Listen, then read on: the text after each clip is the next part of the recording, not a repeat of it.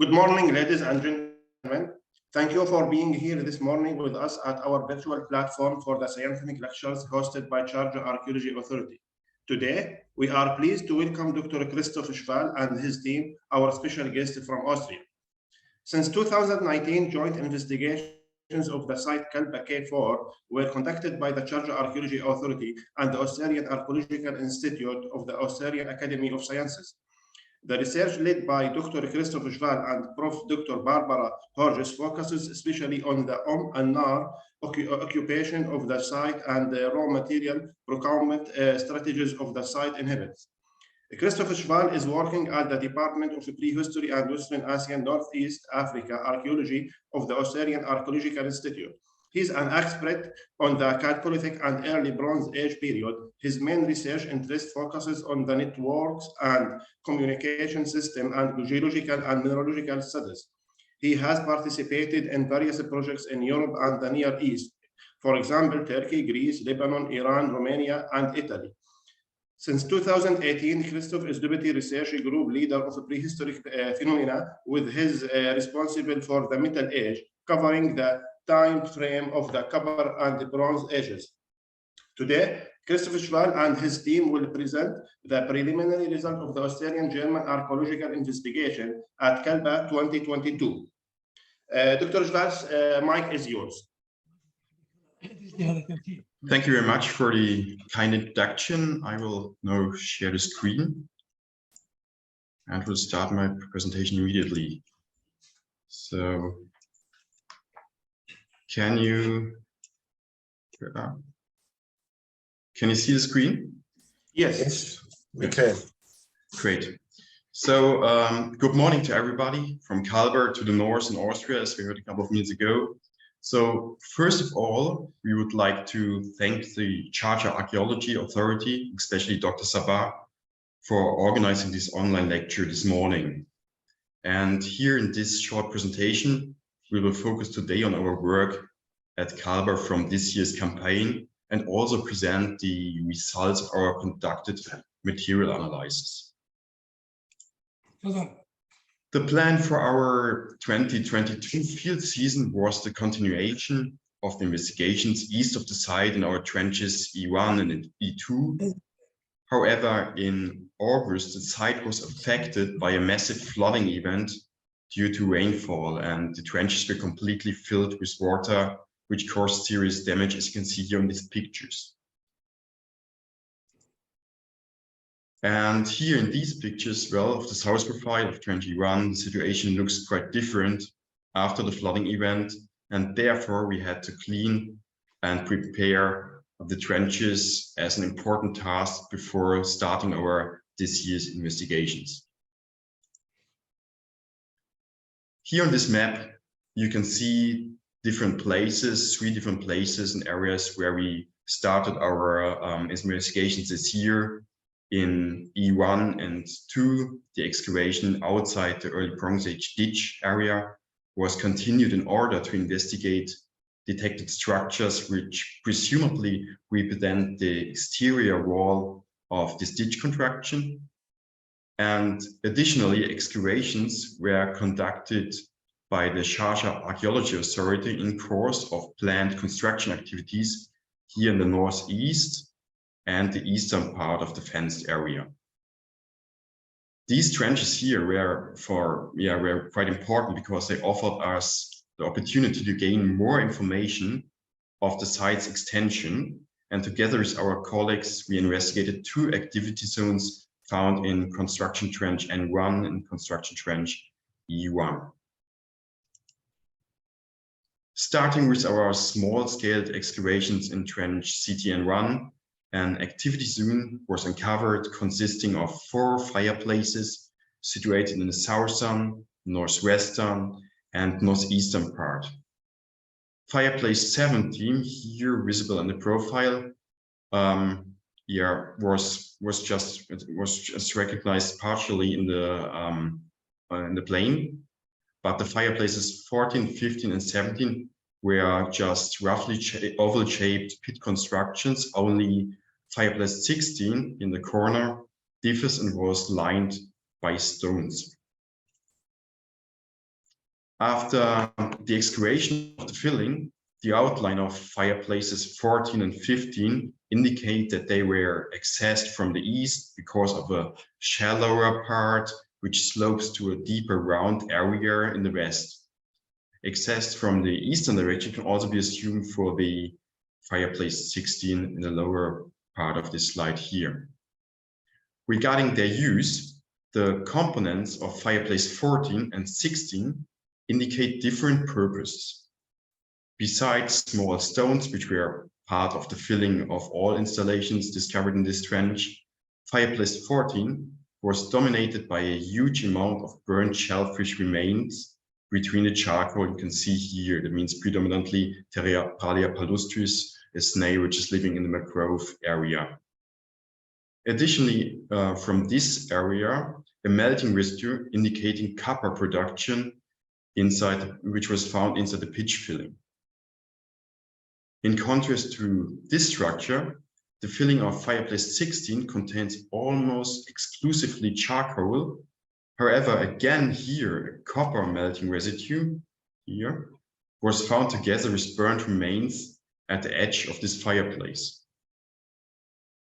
Here, preliminary, the nature of these fillings suggests different functions of these installations, whereas fireplace 14 indicates multifunctional use, mainly cooking and metallurgical activities. The different construction of fireplace 16 with a stone reinforcement and a copper residue suggests a possibly exclusive use for metallurgical activities. On the lower left side, you can see a pottery chert, which was found on the occupation level with a painted flower motif, which could belong to the Wadi Sub period. Absolute dates will be gained from the charred remains of these structures to secure the chronological positions in the next month. Let's move to the eastern construction trench. Here remains of an isolated fireplace were detected during the excavations of our colleagues. In the profile with the marked arrows, you can see a burnt layer, which most properly represents the occupation level of this structure. After the excavation of the gray ashy filling, the lower part of this pit was filled with numerous stones, resembling already excavated pits in trench E2, which can be dated to the Iron Age 2 period so far. Let's move to our main investigation area and excavation area, where we started to excavate layers outside the early Bronze Age retaining wall in 2021. We opened here an area within our trenches, which is marked here with a yellow dot line. During our 2021 campaign, we excavated 2 mud brick walls, which are here labeled as mud brick complex 1 and 2, which are following nearly the same direction and are situated above each other. The width of mud brick complex 1 and 2 can be reconstructed with approximately 3 and 1.8 meters, and the associated surface level to both structures, to both walls, do not provide evidence of any domestic features, which is why we designated these walls tentatively as sections of enclosure walls. Taking now a closer look at the stratigraphy of this area, combined with the results of the radiocarbon dates, we uncovered a sequence in this area dating from the Umanar to the Iron Age 1 periods. Mud brick complex 3, here down there, an activity zone with fireplace excavated in 2020, and mud brick complex 2, this really nicely preserved mud brick wall, are securely dating to the early Bronze Age and suggesting construction in these times. Additionally, charred remains which we recovered from an associated layer of mud brick complex 1 suggest also an early Bronze Age date. Nevertheless, due to the lack of datable material, clear datable material from the surface level, which is connected to this structure stratigraphically, a construction dating also to the Middle Bronze Age Vadisuk times cannot be excluded in this case. Architectural remains of the first mud brick complex were tested especially in the profile underneath the Iron Age 1 ditch construction, which could be exposed this year in its fully preserved dimensions inside the trench and in the profiles. You can see on the right picture that we were just able to explore a small part of this structure last year, and now we exposed the remaining structure of this wall in the profile, also in its surface. Here, the dimensions supported the reconstructed width of about 3 meters. Additionally, pottery found inside the mud bricks confirm that the material used for their construction is dating to the early Bronze Age occupation layers. You can see here a piece of a Umanar decorated shirt. However, the assignment to the earlier Middle Bronze Age must remain open because of the radiocarbon date and the later structures. Although the second mud brick complex was investigated in detail, which clearly dates to the early Bronze Age period. The remains of this wall were detected last year, and as you can see here on the plan, now here on the picture especially, the walls tilt steeply towards the east. And this year, we had the opportunity to excavate this eastern part of the mud brick complex too in detail. And during the excavation, it turned out that the stone structure here in the right part of the picture follows the course of the wall. And interestingly, a leveling layer was recorded between the stone wall and the lowest row of mud bricks, suggesting an adjustment of the level during its construction process or a possible reuse of an older structure. And this was the question which needs to be investigated this year. Our assumption was that the stone structure belongs possibly to an older occupation layer. And however, it was not clear if this structure can be connected with the exposed early Bronze Age retaining wall in the inner part, which you can see here, or not. Beside the stone sizes and the course of the structure, a radiocarbon date from the layer above the stone wall section corresponds to a date outside the early Bronze Age retaining wall, which does not contradict this general assumption about this feature. To answer this question of a possible exterior EBA retaining wall, a deep trench was expanded this year to the north, and the mud bricks complex 2, this mud brick wall, was cut here in the south.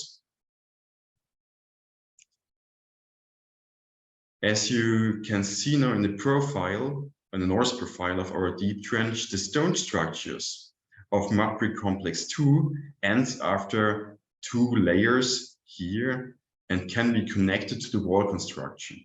Below the wall, we found the already known occupation level of a mud brick complex. This is this thin layer here in between the lights, which was associated with a fireplace area, followed by an extended leveling layer in this part. The filling with a thickness of up to about 2 meters is sloping from the east to the west and can be separated from cut-off bands characterized by small sized stones which possibly represent geological layers. The clayish band in the profile, here is the right line, indicates the interface of the ditch construction. Interestingly, the band is not continuing to the east profile and stops at an impression of a stone here. Due to the interface, which we could follow from the east to the west, the assumption that we have reached the eastern border of the ditch construction is obvious. The stones of the exterior retaining wall here were most properly taken and reused during the leveling process of this area, in contrast to the interior wall, which has been kept in use to ensure stability of the inner area with the tower construction situated upon. Also in the east profile, the ditch filling can clearly be separated by an irregularly shaped surface of a construction layer resulting from the extraction of the stones. This is marked here with this red line where you just have to concentrate. And you can see that most probably the stones were cut out before the leveling of the entire former ditch area. Therefore, we have accomplished to excavate the remains of the early Bronze Age ditch construction in its fully preserved dimensions, with a depth of approximately 3.5 and a width of 5.7 meters. And this is quite good comparable with other ditch constructions of the Umanar period. Also, we have only excavated a small part of the site so far. The excavated structures here clearly show large-scale transformation processes of the site's inner spatial arrangement within 300 years, between exactly 2300 and 2000 BC of the Umanar period. These are the results of our this year's excavation so far, and now let's continue with the analyses which have been conducting during this year. The radiocarbon backbone for Kalba was expanded. So far, 28 14C dates are available, which are modeled by our colleague Susanna Lindauer, covering the times from the Umanar to the Iron Age 1 period. And additionally here, the reservoir effect of the mollusks clearly display a change between the early and the Middle Bronze Age. The decreasing reservoir effect reflects a rising sea level and indicates an increasing drier climate during about 2500 and 1600 calibrated BC. There's also a result of an Iron Age 1 sample, suggests also a change again between the Middle Bronze Age and the Iron Age, but it's just one sample which needs to be supported by further analysis of additional material for sure. For assessing the significance of lithic raw materials for the coastal communities at Kalba, our in-depth studies will continue. Interestingly, a semi-finished stone vessel fragment was found in a 11 layer in 2021, dating to the Iron Age 1 period, and suggests an on-site production. Especially the manufacturing marks, similar to an already published fragment from Kalba, indicate the use of different tools for the production of these vessel types. At Kalba, so far, 98 fragments of stone vessels dating from the Umanar to the Iron Age period have been discovered. And for a detailed documentation of the decoration and the production technique, 3D models of the fragments are currently created using photogrammetry. Additionally, 2 Umanar-style shirts, the upper one, and the already mentioned semi-finished fragment were sampled. The petrographic and mineralogical characterization was performed at the University of Graz in Austria by Christoph Hautzenberger to determine the exact stone type. It turned out that different lithic raw materials were used for their production. That means metagabbro, chloride schist, and ultrabasite serpentinite. And these rock types are bound to geological formation in the vicinity of Kalba and correspond to geological samples which we have taken in 2021 from nearby secondary deposits in wadis.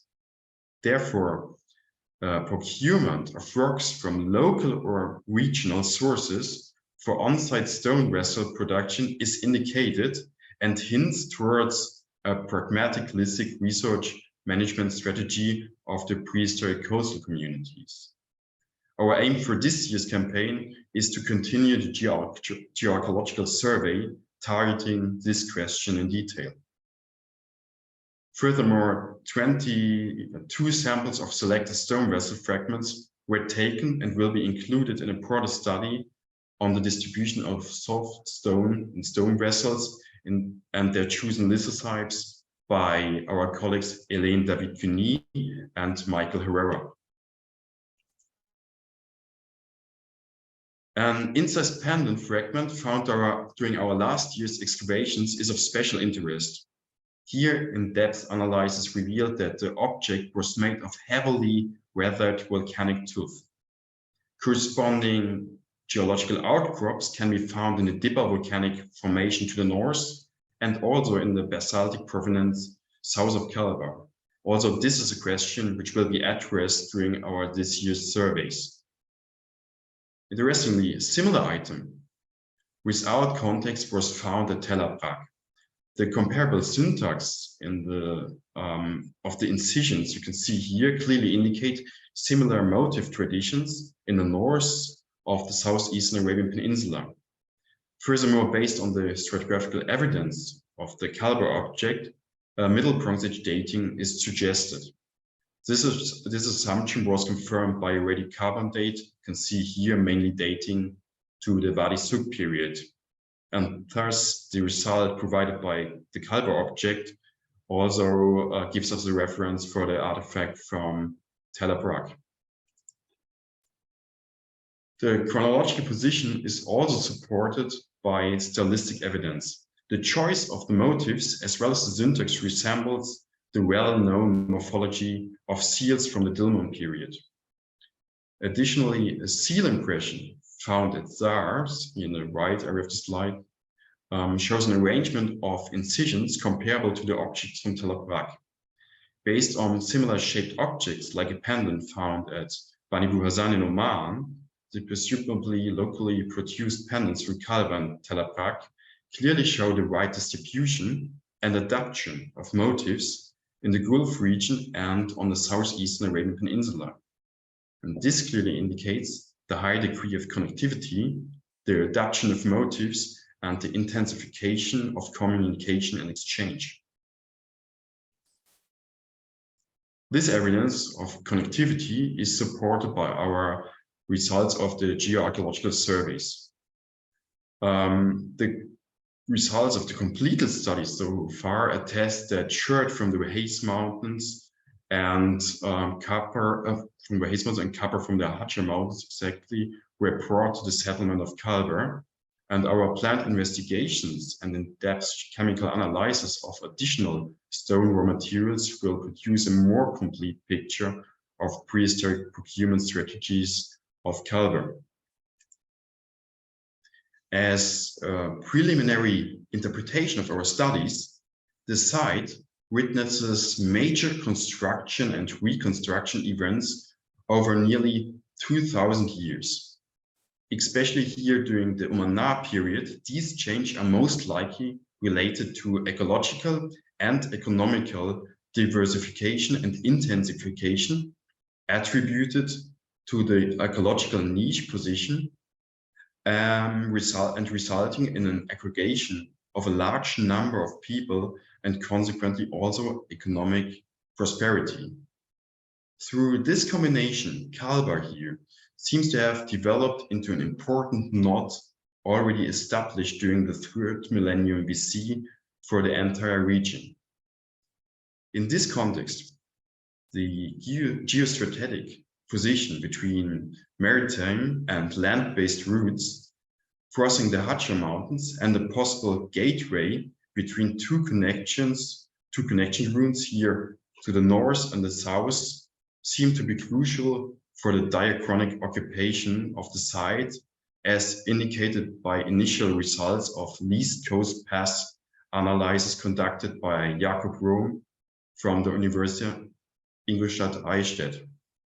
The combination of our interdisciplinary approach will eventually allow us to draw a holistic picture of the site's occupational and economic history in the future. And finally, we would like to thank the audience, and especially here in the Emirates, His Highness, our host institutions, the Austrian Archaeological Institute, the Leibniz Research Institute for Archaeology in Mainz, and the Austrian Embassy in Abu Dhabi for their great support during our field investigations. And I really appreciate attending. Thank you for your attention.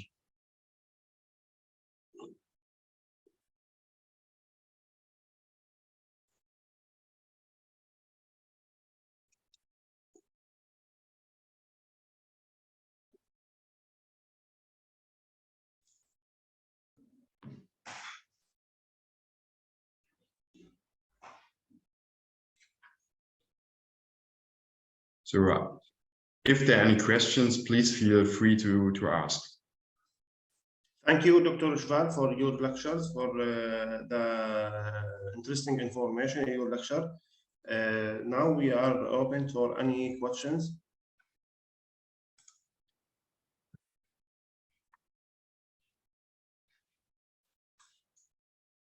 Yes, Dr. Sabah.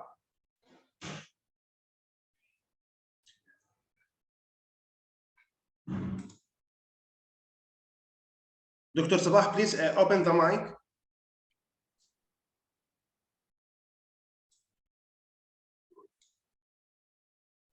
Hello.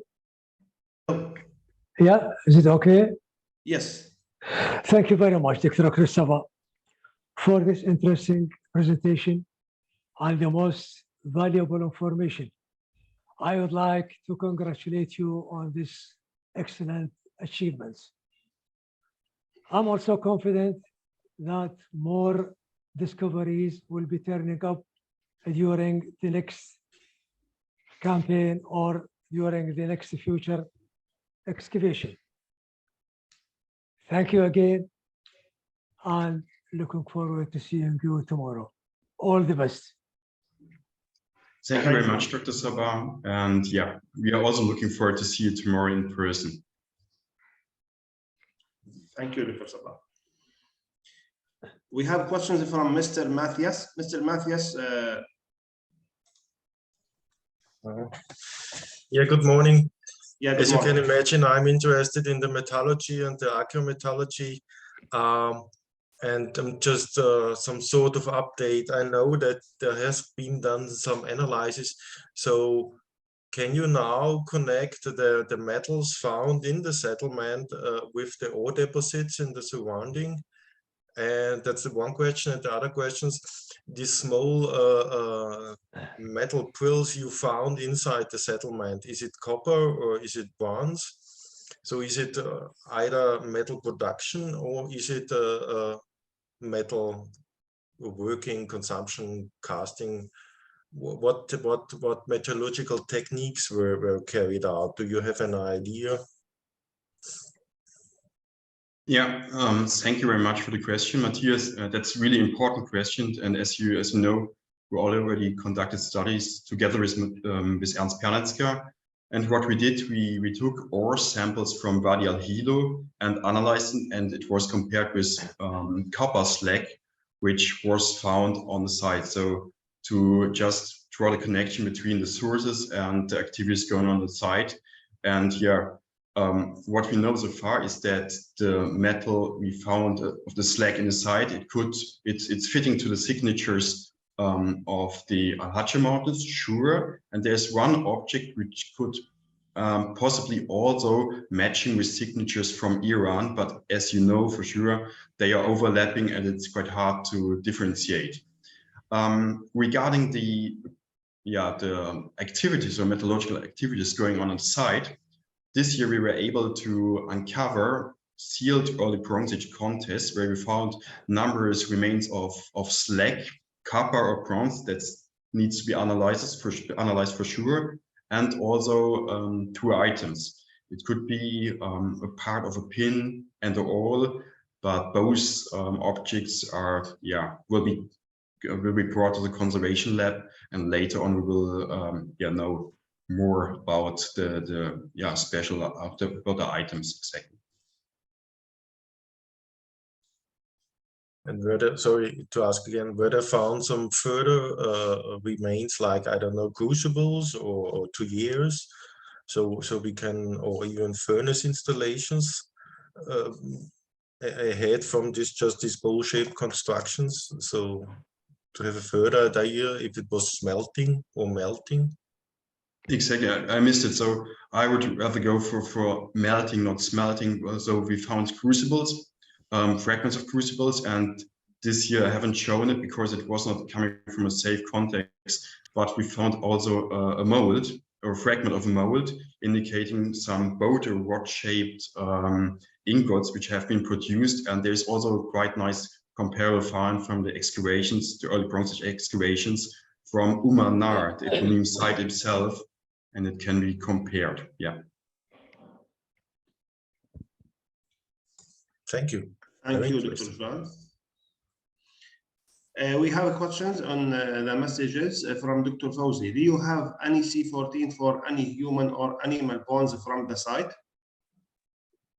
Thank you for the question. So far, no. Our dates are based on charred remains, botanical remains. That means wood, which is predominantly mangrove wood, and also for sure we are going for short-lived samples. That means date stones or some other evidence we have of wheat. These are dated so far. Human bones we don't have found so far, but there's a plenty of animal bones, especially fish bones, and my dear colleague Kevin Lieder will take care about, hopefully in the future will take care about this assemblage. Thank you.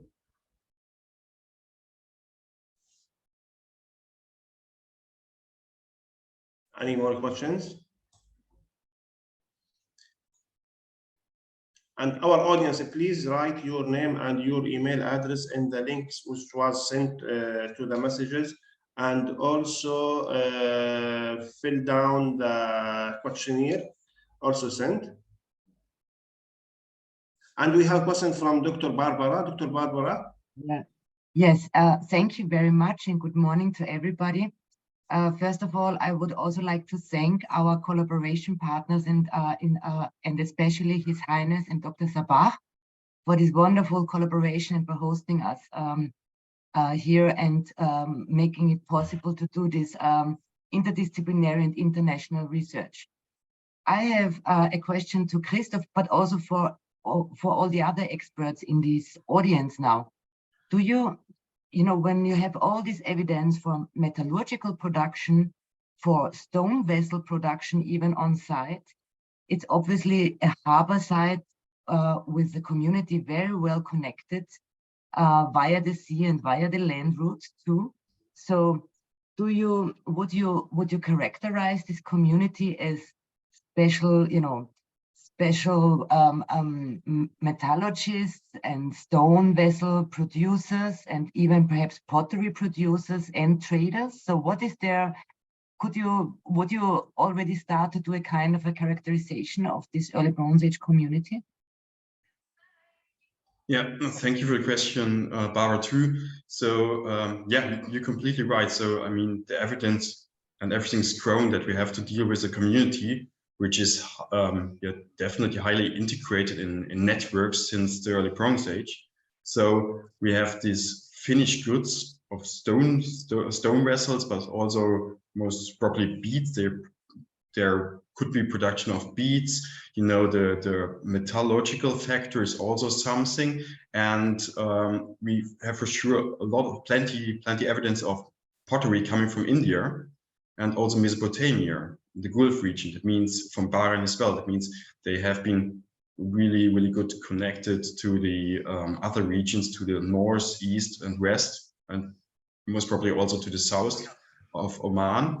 And moreover, what we know so far is also the position, which is great for the as not for trade, because to the north in Fujairah, where we are based at the moment, there is the big Wadi Ham, and this Wadi Ham seems to be one of the major routes connecting the west and the east in the northern area of the Al-Hajjah Mountains, and this could be one of these highway also leading to the stone sources in the west. So it seems to be, to come back to your question, that they are based and really specialized on somehow the production and the knowledge about lithic or mineral resources which are there, and they could have traded something like this. This is one part. And yeah, regarding the remains of the animals and the botanical remains, there are for sure a few more studies necessary to also complete these pictures, although in this direction. Well, thank you very much. Yeah, thank you so much.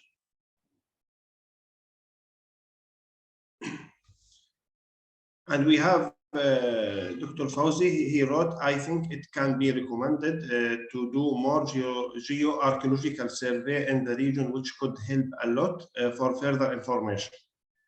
I completely agree. I mean, it's really, really fruitful, and yeah, it's putting together a lot of pieces, and you can create a bigger picture by including everything, and a kind of a holistic picture, especially with the geological sources. Yeah, thank you so much.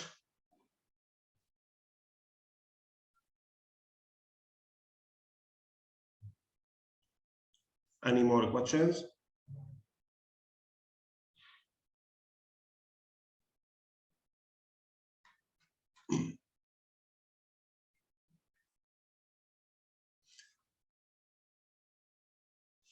So I think no more questions. Thank you, Dr. Schwall, for your interesting lecture and for valuable information you gave to us. Our audience, thank you for your attention with us. Dr. Sabah, thank you for being with us today. Thank you a lot, all, and see you, inshallah, next lecture.